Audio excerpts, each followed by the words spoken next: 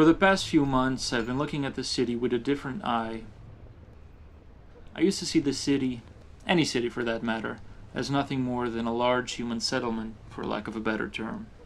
I mean, people come together, they build houses, they form what can soon be called a town. The town then grows and eventually becomes a city. To me, it was as simple as that.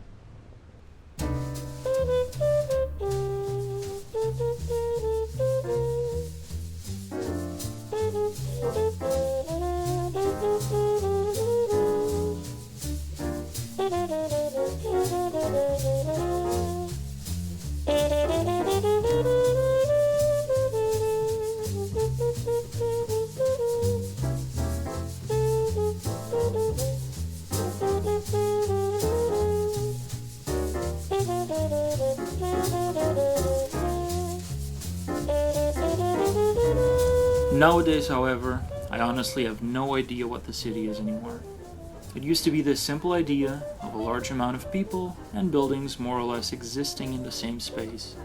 Apparently, the city is something much more abstract. The city is different things to different people. Wirth, for example, calls it a relatively large, dense, and permanent settlement of socially heterogeneous individuals. Okay, fair enough. Mumford, on the other hand, chooses to describe the city as a point of maximum concentration for the power and culture of the community. So, cities seem to depend on a vast plethora of characteristics in order to be defined in a manner that is, let's call it, appealing to the intellect. Now, having said all that, let's leave the academic view of the city behind for a bit. What does the city mean to us? What does it mean to me? I think this is an important question. Is it the place where I live? Sure. The place where I work? Where I meet up with friends? The place where I go to the cinema? Where I buy my books? Well, to all of the above, a resounding yes. But the city has always meant more to me, though. To me, the city has always been a synonym to freedom, especially growing up in a small town as I did. The city always had a certain allure. I mean, people didn't know you, so that gave you a certain freedom. So anonymity was freedom. I strongly believe this freedom has, to some degree, always been a significant portion of the city's allure. We go to this place, the big city, with hope and dreams and wish to start anew in a place where no one knows us and we can be our true selves.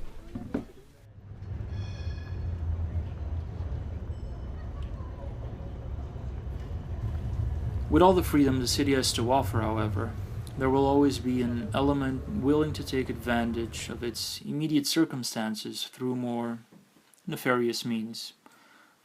Let's face it, for as long as the city has existed, many an outsider has proclaimed it to be a place of sin. Outsiders often view the city as a place of vice, crime, and low, if any, morality. Now, whether this is truly the case or not, for one could agree that the city simply has more crime due to a higher density of population relative to the countryside. What matters is the manner in which the city decided to deal with its less desirables. Prison, of course, is nothing new. In its different shapes and forms, prisons are as old as civilization in its organized state form. The difference of the small jail present in the countryside and its much larger counterpart in the city, however, is what is of interest to us when looking at the city. As cities have grown and grown throughout the centuries, so has crime, and in equal measure, so have prisons. As medieval as things had been prior, during the 19th century a new paradigm started to emerge in the attitude toward crime and punishment. The rise of humanitarian philosophy and worldview saw fit to abolish corporal punishment and forced labor. In the Netherlands, corporal punishment was outlawed by 1854.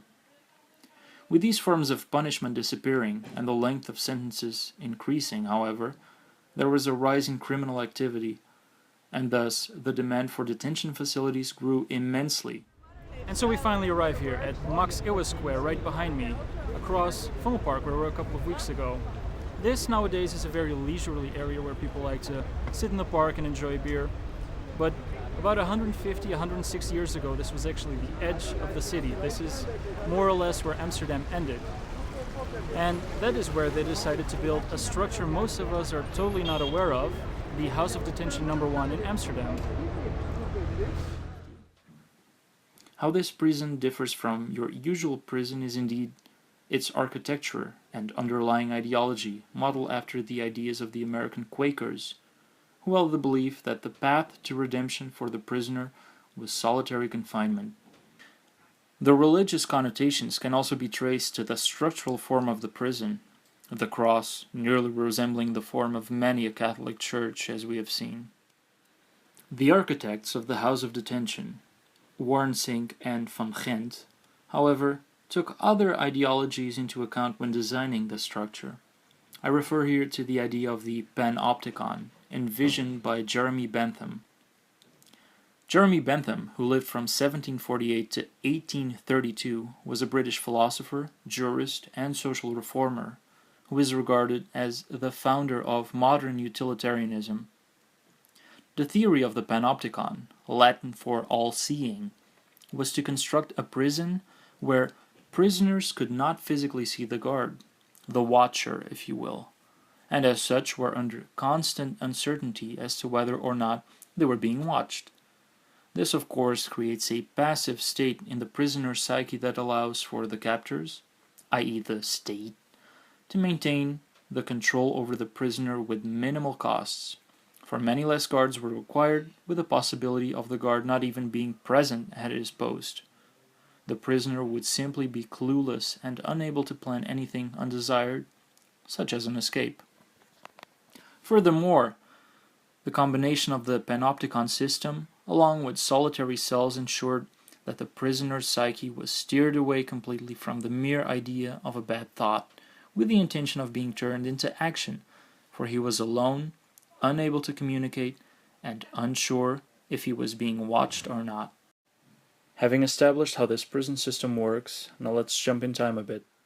By the start of the war in 1940, the prison was heavily overcrowded, and the second house of detention was built, the House of Detention Number 2. This too was a prison built from scratch on the Amstelveense Weg. A demand for detention space kept rising exponentially, so a third house of detention emerged, but this time not from the ground up. For the House of Detention Number 3, a hotel was converted into a house of detention, namely the Lloyd Hotel in the Eastern Wharf area. During the war, the houses of detention were used by the Germans to both interrogate and jail prisoners, only to either ship them off to the camps or execute them on the dunes near Overveen. Undoubtedly, the most famous prisoner held in the House of Detention Number 1 was Anne Frank. Though brief as her stay was, a mere 2 days before she too was shipped to the camps where she would soon die, she will always be the facility's most remembered prisoner. It is worth mentioning that throughout 1944, 2 armed attempts were made to break out prisoners of war. The first, under the leadership of Gerrit van der Veen, and the second by Johannes Post. Both attempts to free innocent men failed, and both the leaders, as well as the men they were trying to free, were executed near the dunes at Overveen. These men will forever be remembered at this monument dedicated to them. On the 6th of May, 1945, all prisoners held at the House of Detention Number 1 were freed. The cells were immediately filled, however, with German prisoners brought back by the Dutch armed forces. In 1979, the prison was closed down and replaced by the Belmer prison. As we can see, not much is left that resembles a prison, if one is not paying close attention or has the necessary contextual knowledge. Over the past 35 years, if not 165, much has changed. The city has grown, parasitic buildings appear to have imprisoned the House of Detention, the area has become a center of leisure and fun. One would almost forget what it all once was.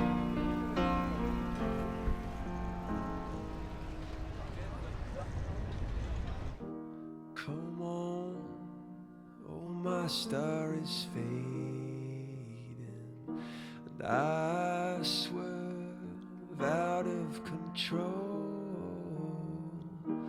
If I'd only waited, I'd not be stuck here in this hole.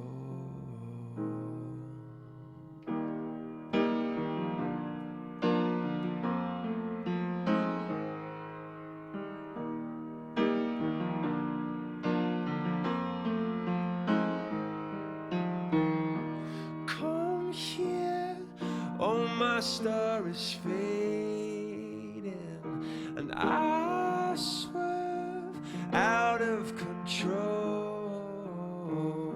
and I swear I waited and waited.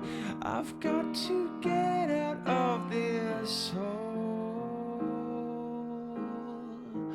but time is on your side. It's on your side now, not pushing you